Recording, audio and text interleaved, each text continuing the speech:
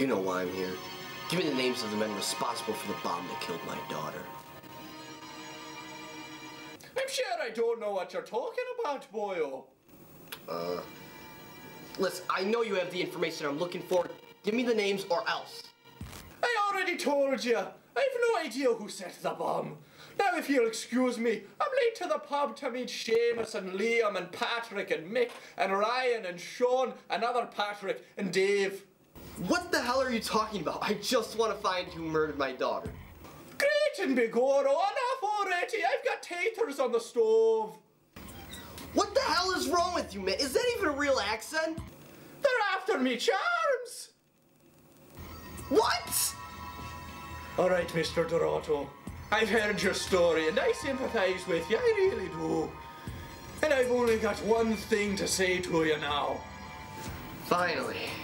Give me the names of the bombers.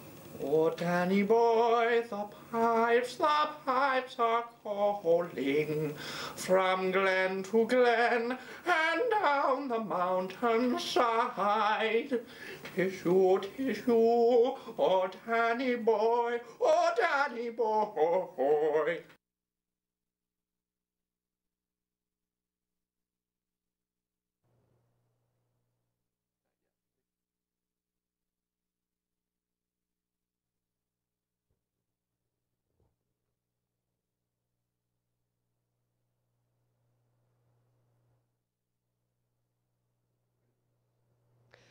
Hello everyone and welcome to Film Juice, the only show on WNYF that reviews movies. I'm your host, Joe Dorado. And I'm Andrew Canada. How's it going, everybody? Oh, we watched some movies this week. Yes, we did. We watched 3 of them. To be exact. Well, actually, no, one of them's a show. Oh, yeah. But anyways, not much came out. Don't ever belittle me in front of the audience again, or I swear to God, Joe. Not many movies came out on and not many big movies came out this week. Yeah. So we went back from like a couple weeks ago to review a movie that looked interesting to us. A movie called The Foreigner, starring Jackie Chan. Yep, my biological father, Jackie Chan. And Pierce Brosnan. And basically it's a movie about Jackie Chan trying to find out who killed his daughter through this terrorist attack with bombings and all that. Yeah. And Pierce Brosnan's in it too, doing stuff that, you know, with an Irish accent. I think that's maybe the first thing we should talk about. That's what our opening was parodying. Pierce Brosnan's Irish accent in this movie is what Dick Van Dyke's British accent is in Mary Poppins. As an Irish person, I was offended by it, but it's so bad though. It was absolutely. It was horrendous. It's real bad. And it was a good movie as a whole. From the moment we got to talk about this. From the moment that Jackie Chan comes on screen, he gets you. You just know that you're in for something special with him. It's so well done. Yeah. Jackie Chan. This is probably Jackie Chan's best role. This is probably the best I've ever seen Jackie Chan in. As far as like emotional depth, emotional, yes. It's really big. It's like, I'm glad he did well in this. I am. But I'm really disappointed in this movie because all the Jackie Chan parts are perfect. They are so good. The fight scenes in this movie are so awesome. Jackie Chan really brings heart to this role. Like, he did not phone it in. No, but absolutely not. What happens in this movie is they try to do 2 things. They try to make it an action movie, and they also try to make it a political movie to change it up. They didn't want it just to be any other action movie, which I understand. Yeah.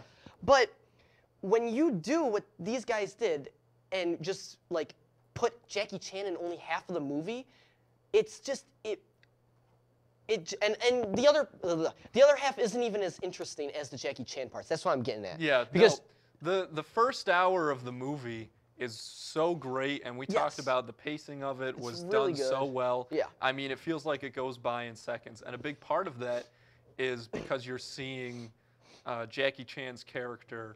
You're getting introduced to him and everything that he's had to go through. And then it starts to cut that. It goes Jackie Chan and then back to Pierce Brosnan's storyline and then back to Jackie Chan. And then it just starts focusing a lot on Pierce Brosnan. Yeah, it does. like you said, it wasn't as interesting. It's such a.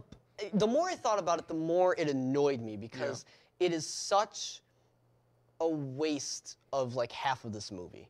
Because I feel like half of this movie could have been so good. I don't think what they did with Pierce Brosnan's story and the way they focused on him so much. It was more of his movie than Jackie's, I felt like. And it sucked because he wasn't that interesting of a character. I don't think like he had a lot going on, but it seemed like most of his things happened in his past, and it felt like they didn't necessarily go into his past as much as maybe they should have, which I think could be another point that we talked about, is that this movie is definitely geared towards foreign audiences. Yes. And I think that a lot of the storytelling devices, the way the script is written, and also the structure really, really makes that point. That comes across in it a lot. Yeah, I completely agree. Let me here. I'll just change it. Okay, preach, Joe. So, go for it. Pierce Brosnan, I just got to keep talking about this character because I feel like it was just such wasted potential because of how boring he was. But anyways, you know what? I'll talk about one thing I really liked in the movie. Some of the way they showed Jackie Chan's backstory without like spoon feeding it to like they didn't like pander to the audience, and I liked that. They gave it was very subtle. It wasn't very subtle, but it was subtle enough. They didn't be like, who is this guy? He's an ex-military. Yeah, not like Jason Bourne. Yeah, exactly. Who does he work for? Yeah. He's been trained. Not like that. So that was kind of refreshing, but at the same time, it was a little off. And some of the parts with Jackie Chan are like, I don't know if I can say they're ridiculous enough, but they're hilarious. Like which parts? Like when Jackie Chan does some of his like stealth do you know what I'm talking? You laughed, so I hope you know what I'm talking about. When he just was walking around. Yeah, or when he was on top of the cabinet and he jumps down. That was cool though. No, it's cool. No, I'm not saying anything bad about it. It was cool. It was just really it's just so ridiculous. It's Jackie Chan. Kind of it probably never work in real life, but that's a whole nother discussion though about movies in general. No, I know, but I really liked it. The close-ups in this movie though. Yeah. That was another thing. This guy loves his close-ups. Yeah, the fella who directed this movie, Martin Campbell, I'm not sure how much else he directed, but I thought that he did a pretty good job. I do think that the close-ups, because they were very much like what we had in the intro. It was the framing was this. Yeah. They had no headroom at all, which is just part of showing their intensity and stuff. And I think that really added to, well, I think they had to do that because Jackie Chan's acting did such a great job for his character. Visual storytelling. Absolutely. That's exactly what it was. But you could just tell, the way that Jackie Chan played it, you could tell before he even opened his mouth that this was a guy who had seen some things. Oh, yeah. He'd been in action, and he'd seen some heartache as well, which they go into in the movie, and is actually... I cannot say enough about Jackie Chan. Yeah, he was amazing, and he was a MacGyver too at a point. Yeah, he built a lot of stuff. He built a lot of stuff. There was a lot of montages. Yeah. It was really cool. But I'd say overall, I did like the directing. I think they made some choices, but I thought that he did a good job. Yeah. If I had to rate this movie, I would give it a 5.5 out of 10. And this is why, really quick. It started out really good, and all of the Jackie Chan parts are so well done. The action sequences save this movie. Yes, if you want to see Jackie Chan like you've never seen him before, and you want to see just the action in this movie, just go see it. It's fine. Yeah. Especially since it's so cheap here. But also, it got sloppy towards the end, and that's what killed it for me. Character. I'd probably give it a 6. I think that's fair. A solid 6. Yeah. Yep. All right, so we'll be right back with more film juice. Stick around, everybody.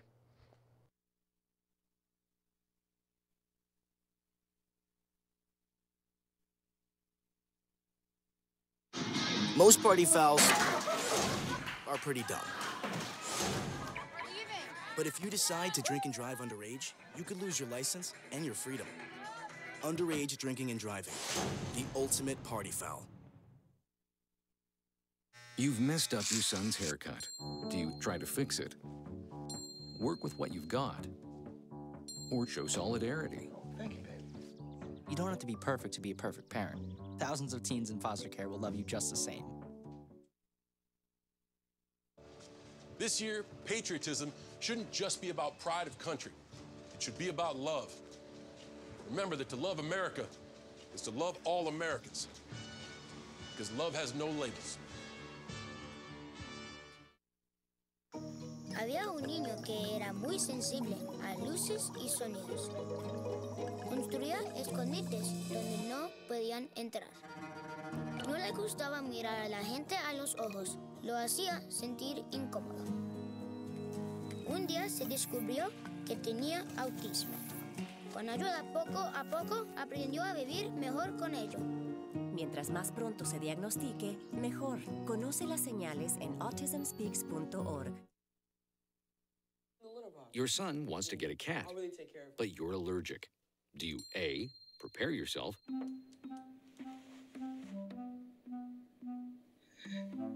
B, make the best of it, C squared equals 25. Good job. or C, find a loophole? When it comes to parenting, there are no perfect answers, but that's okay, because you don't have to be perfect to be a perfect parent. Teens in foster care will love you just the same.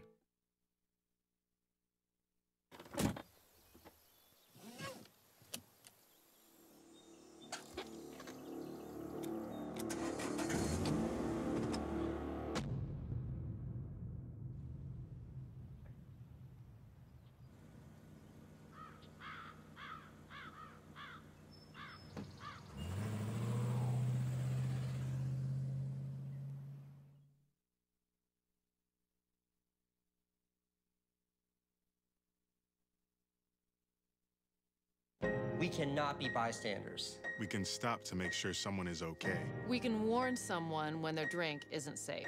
And disrupt the situation. We can. Get someone the cab. Or walk them home safely. We can make campuses safer for our friends. Our roommates. Our classmates. Our fellow human beings. We cannot be bystanders. We can. Intervene. It's on us. All of us. Learn how and take the pledge at itsonus.org.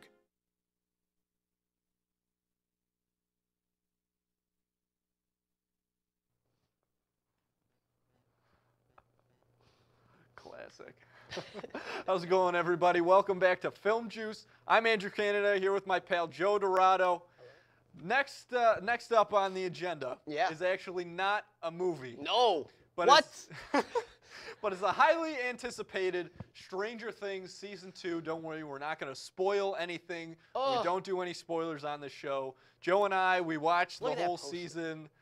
We watched the whole season over this past week since it came out. Joe, what are your thoughts on the second season? This season, it's so good. It bumps up everything it had to do from season 1. It really did.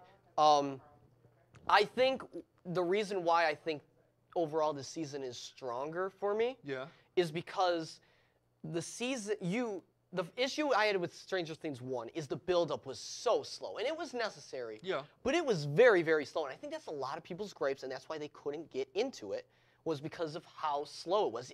Nothing really crazy happens until episode like 3 or 4. Like, you don't really get invested in it. But this episode, or this season, you know everyone right away. You know all the characters already. So you're going in right into it, and it is so well done. It is just fantastic. And just say what you... what do you I would almost argue, though, that while it does start more quickly, it almost feels rushed, because they do pack a lot into this season. And I really liked season 1, but I like beginnings. I like getting to know different characters, and I like to see how... Origin stories. Different directors... Yeah, I love origin stories, and I like to see how different directors, different writers make the decision to introduce new characters. The other thing that I liked, but also had some wasn't so sure about, was they expanded the universe a lot this season. Oh, yeah. Strange Thing, which is very cool. But Another thing that I really liked about the first season was that it all took place in that small town. Such a deep story, such an exhilarating story, and I just like that idea of a story being told in a small space. I think that shows almost a heightened level of creativity because you're forced to do what every other movie and every other show does with so many different outlets, but if you can do it just in a small space, I think that shows real talent, and that's what I liked about it. And I think there are a lot of people who, well, at least I've definitely seen people agree with you on that front, because I've seen stuff, people say that. Like, people are even talking about next season, just a whole new cast, just so it would be like, you know, like season, like a whole new thing, basically, which I don't know how that would work. But yeah, I think that if they were going to do that, which I was wondering this if they were. season would have been the one. Yes, but they did with this season. They open it up to the next couple seasons. You know, they set it up for that so well. Like a lot of big stuff is going to be coming. You have to watch it. One of the I'm just going to go right into it. One of the best parts about the season, and the reason you should watch this season alone, and this isn't spoiling anything because you already know that they're going to be in the show. Yeah. Eleven and Hopper are the two best characters on the show, hands down, and there are a lot of scenes with them specifically, and they are the best scenes in the entire show. You could honestly just show me that, and it would be amazing. I agree. They're so well done, and they flesh out all of the characters this season so much, and that's why I love it so much. They really do. And the new characters, I think, are great additions. Yeah, they and I'm going to disagree with you a little bit on the small town thing, because they are still in a small town. Yeah. They're still in a small town. They don't really expand it past this town. I understand they make it bigger event-wise. Yes. Well, they do, but yeah, okay, they do. Yeah. But we gotta tread carefully here because we don't want to spoil anything again. But they make it. All I'm saying is, I don't think they make it as big as you think. They're going to, though. Oh, they are. It definitely seems like they are. Which is fine. Like that's interesting. That, you know, that's where the story needs to go. But touching back on what you said before, David Harbour, who plays Jim Hopper, I love him in this season even more than I loved him in the first one. Yeah. He does such a good job. What I really want to make sure we touch on right now, though, is the cinematography. Oh, because my God. as you know, when the first season came out, I watched the show and I said, Joe Dorado, you need to watch this show and then it was for the photography. And then it was a year. And then it took like forever for you to watch it. And But it was stunning in the first season. Oh. And I think that this season was very good. It was a lot more cinematic. The people, they had two different cinematographers do different episodes. Yeah. It was Tim Ives and Todd Campbell. Yep. And I liked the Tim Ives episodes better, to be honest with you. So they also, that's one thing I wanted to touch on too. They have a lot more of a variety of directors, I think. Yeah.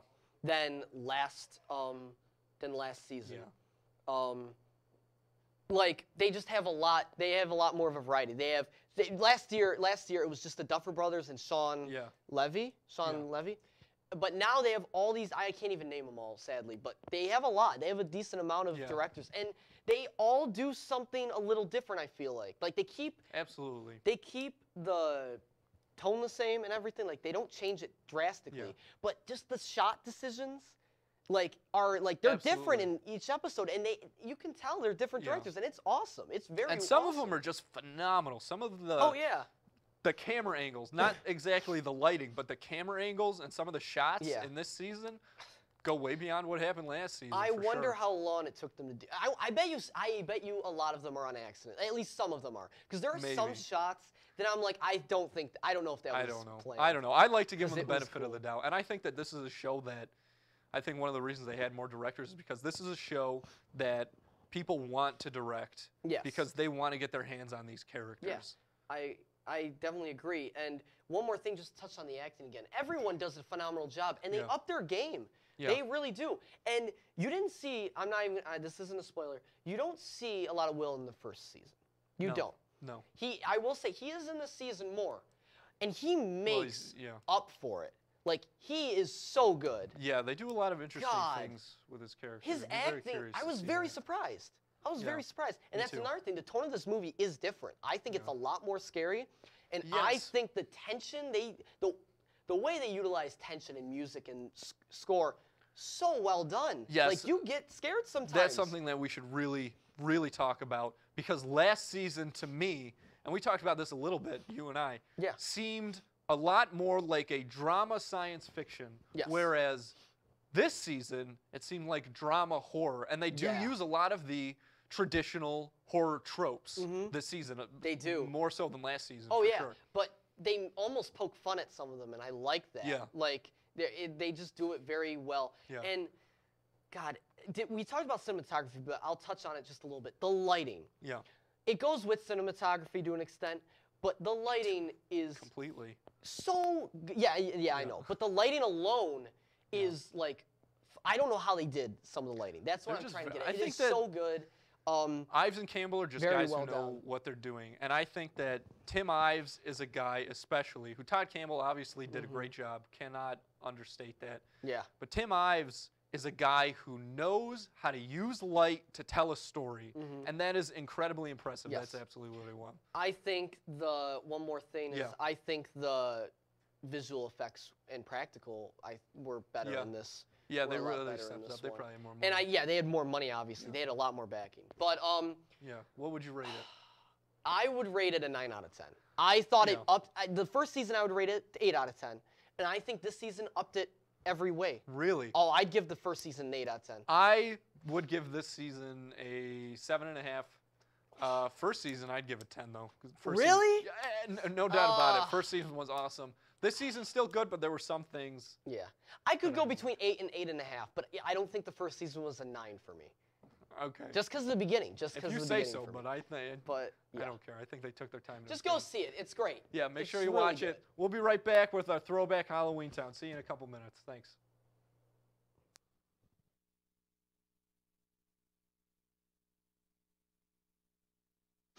Most party fouls are pretty dumb. But if you decide to drink and drive underage, you could lose your license and your freedom. Underage drinking and driving, the ultimate party foul. You've messed up your son's haircut. Do you try to fix it? Work with what you've got? Or show solidarity? Thank you, babe. You don't have to be perfect to be a perfect parent. Thousands of teens in foster care will love you just the same. This year, patriotism shouldn't just be about pride of country. It should be about love. Remember that to love America is to love all Americans, because love has no labels. Había un niño que era muy sensible a luces y sonidos. Construía escondites donde no podían entrar. No le gustaba mirar a la gente a los ojos. Lo hacía sentir incómodo. Un día se descubrió que tenía autismo. Con ayuda poco a poco aprendió a vivir mejor con ello. Mientras más pronto se diagnostique, mejor. Conoce las señales en autismspeaks.org. Your son wants to get a cat, but you're allergic. Do you A, prepare yourself,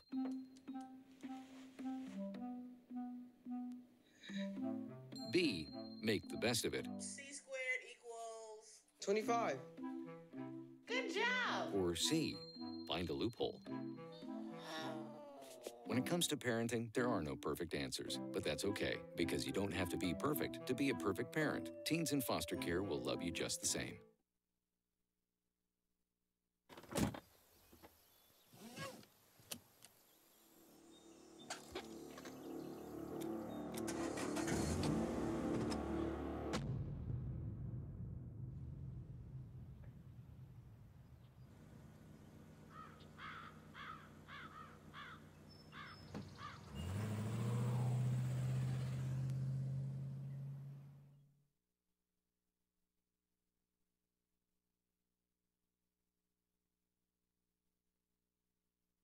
We cannot be bystanders. We can stop to make sure someone is okay. We can warn someone when their drink isn't safe. And disrupt the situation. We can. Get someone the cab. Or walk them home safely. We can make campuses safer for our friends. our roommates, Our classmates, our fellow human beings. We cannot be bystanders. We can. Intervene. It's on us. All of us. Learn how and take the pledge at itsonus.org.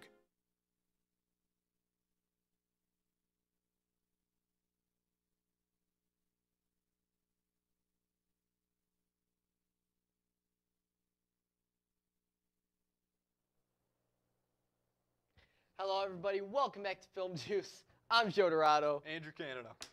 And our throwback of the week was Halloweentown. This is a classic.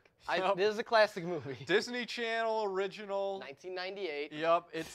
I'm kind of glad that we're doing a Disney Channel Yeah, original movie. we're gonna do more, I'm sure. I don't know about that. But let me just lay out the scene if none of you are familiar with Halloweentown. So Halloweentown is about 3 kids. Marnie, Benny, and... His name is not Benny, it's Dylan. Oh, Benny's Marnie, the skeleton. Yeah, Oh, this Marnie, is not Dylan, good. and This is already Sophie. not good. Marnie, Dylan, and Sophie. It's okay, Joe. Let me take over for you. You take Marnie, over. Dylan, and Sophie. And their grandmother lives in Halloweentown. She comes to visit them in the mortal world. And Marnie begins to realize that she is a witch. And her family has magical powers that their mother has been trying to hold from them. So Marnie and her siblings go follow their grandmother to Halloweentown, get into a bunch of hijinks, and end up saving the town. Hijinks. So where do you want to start with this movie, Joe? First of all, you explained that better than I could. It's a complicated story, okay? So let's just start with the fact that I didn't know what to expect going into this movie. Because last time I saw this movie I was very, very it's been little. a long time. And when me and you both watched it, I think we both felt the same way, where we're like, we don't know what this is going to be like, because it's, and I think overall my suspicions were correct in that this is mainly loved, I think, for nostalgia. Yeah, definitely. Very, people put on their nostalgia goggles when they're watching and I don't think that's a bad thing, because this is one of those I think this movie has a lot of charm. Yeah. I think that's what this movie really has, and I think it really shines in that regard. This movie is just a really fun movie to watch. And there are issues, but it's a Disney Channel original, and you have to realize it is a kids movie. Yeah, which is something that is always good to remember when reviewing a film, because if you read certain magazines with film reviews, anytime there's a kids movie, I don't even know why they bother reviewing it, because I always give it a bad review. But the fact is, it's not for you. Like, you're a grown man or woman, you're like 35 years old, sitting in a cubicle. This movie is not directed at you. You are not the target audience. But I still found this movie entertaining. And I think that a big part of it was the production value. For a Disney Channel original movie, it looked good, and it adds to the charm as well that you touched on. The visual effects were pretty good for 1998, I'd say. Yeah, exactly. And the practical effects I really like too. The makeup, they were really good. Some of the makeup and costumes are so good. Yeah. Like, some of them are so well done. Now, I will say there are a few that I've seen that weren't great. It looked like they were just wearing like a Halloween mask, and it looked a little like some of the characters actually were wearing them, but there were like some that you knew were supposed to be different, like, kinds of humans, or not humans, just, different kinds of like creatures. Which is one of the more interesting things if you're looking at this movie from a production standpoint is makeup effects designer Roy Krim and costume designer Brienne Gatov, however you say it. It seems like they worked really hard. Yeah. But it also is like some costumes are very, very elaborate, and others it seems like you just kind of phoned it in.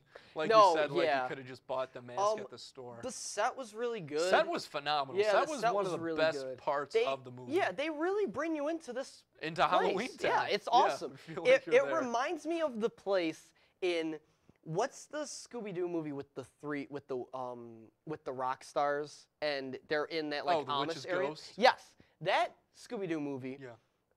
It reminded me a lot of that kind of setting. Yeah. And I liked it. Yeah. It was really well done.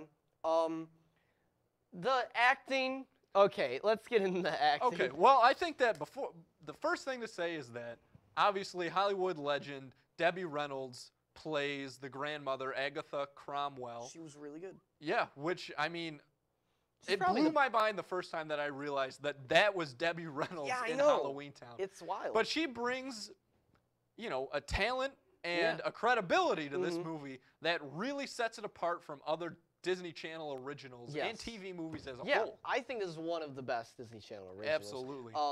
But another thing I wanted to touch on is some of the acting. It's a Disney Channel movie. We gotta keep that in mind. But it's some of it's just like, oh, and the writing, like same with the writing. The writing and the acting go hand in hand based on a lot of sometimes. cliches and stereotypes. But that's, you know. And then one more gripe I had with it that I have to mention is the storyline.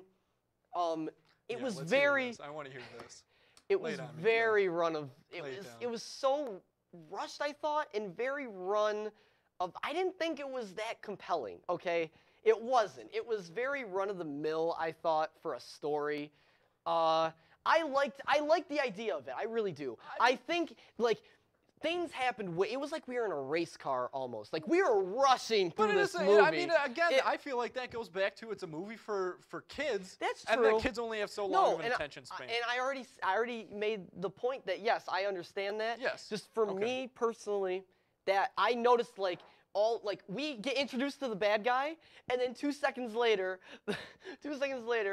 like we find out who the bad guy is basically. Like it happens so quick. I disagree. I think that for a kids movie, it's pretty well paced. But I think that maybe one of the reasons you have this gripe that they did it this way is because the story is not necessarily focused on the main conflict. It's focused on this girl, Marnie, played by Kimberly Brown, finding out that she's special and that it's okay to be a little weird. Yeah. And you have to embrace those parts of yourself. No, and that is a great theme of the movie. Yeah. It does it really well. I think, and that is a great point. Yeah. I will say that is a great point.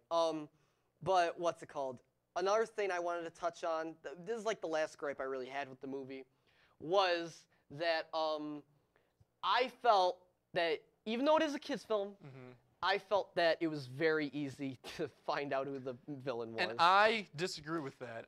Because I think that, I feel like when you told me that, I feel like it was only because like we knew who the villain was. Like we hadn't seen this movie in years and years and years, but we remembered who the villain turned out to be. And I think that they do a pretty good job of hiding that. You know, they make it so obvious that the bully isn't the villain. They're like, oh, this guy's gonna be the villain. I really don't think so. I feel like that the bully, Luke, played by Philip Van Dyke, does his role perfectly. I feel like that's exactly what he sets out to do.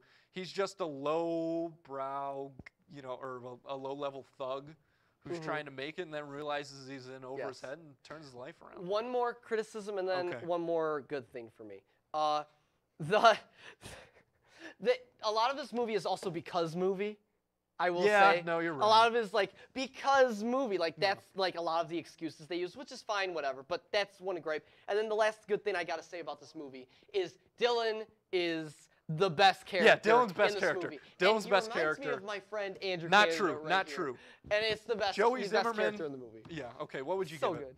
I would give it overall. I know I ragged on it, but with nostalgia, put in 7 out of 10. I'd probably give it a 5. Honestly. It's weird because we both gave it different. But I think a 5 is accurate. Yeah. All right, everybody. That's our episode for tonight. Tune in next week. We'll be back here at 10:30. Thanks, everybody, for watching. We'll see you next time at the movies. Take care.